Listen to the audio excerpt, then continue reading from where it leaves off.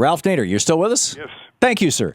So what do you see as the most consequential and important issues of our time right now? What if you were king or if you were president and you had a Congress that supported you, what direction would you be taking this country? What would you be doing? Well, I divide them into two. One, immediate needs of the American people that are long overdue. That's living wage, full Medicare for everybody, everybody in, nobody out, free choice of doctor and hospital at half the cost. That's what the Canadian system is.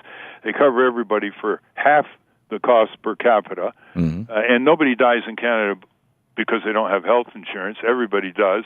But in the United States, we lose about 800 people a week who can't afford health insurance to get diagnosed and treated in time. That was a Harvard Medical School peer-reviewed study a few years ago. The third, a major enforcement budget to crack down on corporate crime, fraud, and abuse, whether it's against the environment, against consumers, against workers, or against the taxpayer. Fraud on Medicare, for example, fraud on the military budget by the big military contractors. It's all well documented.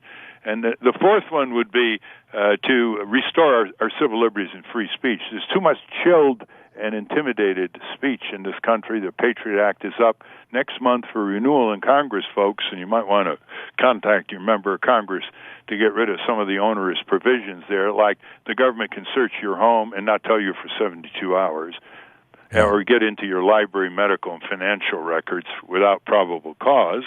And then the long-range things are public financing of public campaigns, more competition for voters by lowering ballot access laws and freeing third parties to give more choices and voices to the voters. I also believe in a binding none-of-the-above provision, which has huge popularity when it's explained. So on every ballot line, whether for mayor, governor, president, you have a binding none-of-the-above. So if you don't have confidence in the candidates on the ballot and you don't want to just write someone in, you vote none of the above, and if it gets the most votes compared to other candidates, it cancels that election and has new elections in, say, 30 days with new candidates. That gets a lot of people out and puts accountability to. Are there any countries that are doing that? Nevada has a non-binding one. When the Soviet Union collapsed, Leningrad had a none of the above, and that's the way they got rid of some of the communist apparatchiks. Well, that's interesting. Time. Yeah, I mean it cuts through a lot of left-right. Left-right loves that. Yeah.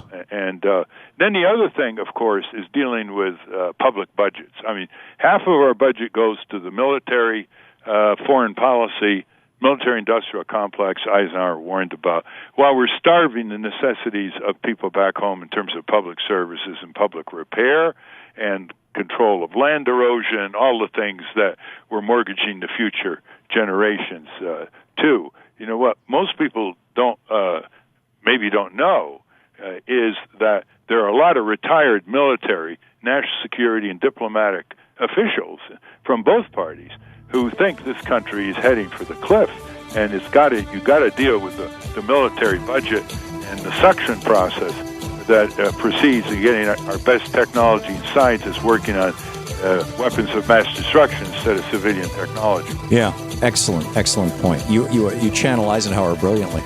We will be back with Ralph Nader, one of the smartest men in America. Nader.org is his website. His new book is Return to Sender. Stick around.